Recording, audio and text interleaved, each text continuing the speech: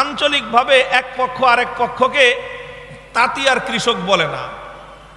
তাঁতিরা ওই কৃষকরা তাঁতিদেরকে বলে জোলা। এটা একটা কটাক্ষপূর্ণ শব্দ আর কি, জোলা, জোলার ঘরের জোলা এইভাবে বলে। আর তাঁতিরা কৃষকদেরকে নামই রাখছে পাও ফাটা। এদের নাম কি? পাও ফাটা। ওরা পাও ফাটা বলে কেন?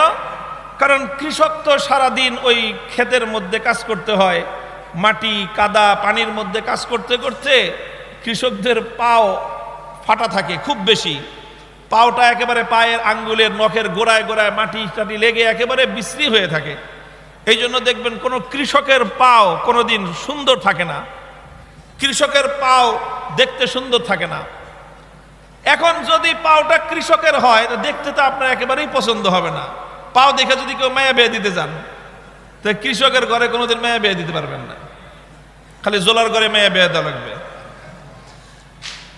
তো মনে করেন একজনের হলো পাও ফাটা কৃষক, তার পা দেখতে তো সুন্দর না। আরেকটা হলো আর্টিফিশিয়াল পাও লাগানো, নকল পাও। আসল পাও কেটে গেছে অ্যাক্সিডেন্টে, যে কোনো কারণে, অথবা গুলি লাগছে, পাও কেটে গেছে। তো এখন আর্টিফিশিয়াল পাও লাগাইছে। দেখতে সুন্দর কোনটা? দেখতে সুন্দর কোনটা?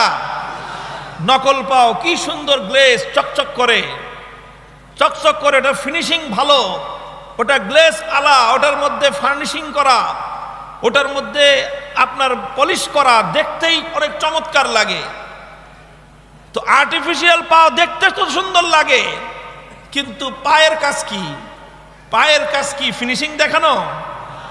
পায়ের কাজ হলো পথ চলা, পায়ের কাজ হলো আত্মরক্ষার জন্য দৌড় দিয়ে আগে চলে যাওয়া, পালিয়ে যাওয়া। পায়ের কাজ হলো পায়ের উপর দৃঢ়ভাবে ধারণ করে, পায়ের উপর মজবুতভাবে দাঁড়িয়ে থেকে শত্রুর মোকাবেলা করা। এটা হলো পায়ের কাজ।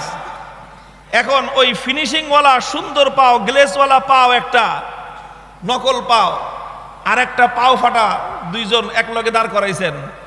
এবার দুইটারে একসাথে দৌড় প্রতিযোগিতা লাগান তো, তখন দেখবেন ওই ফিনিশিংওয়ালা পায়ের ওই ফিনিশিংই আছে আসল কামের। সে 10 কদম চলতে চলতে 100 কদম চলে যাবে। দুইজনকে লাগান তো কুস্তিতে, যে ধাক্কা ধাক্কি কে পারে। পাও ফাটাওয়ালা আসল পাও ধাক্কা দেওয়া লাগবে না, নকল পাও যে ও নিজে ধাক্কা দিয়ে নিজে চিৎ পটাং হয়ে পড়বে।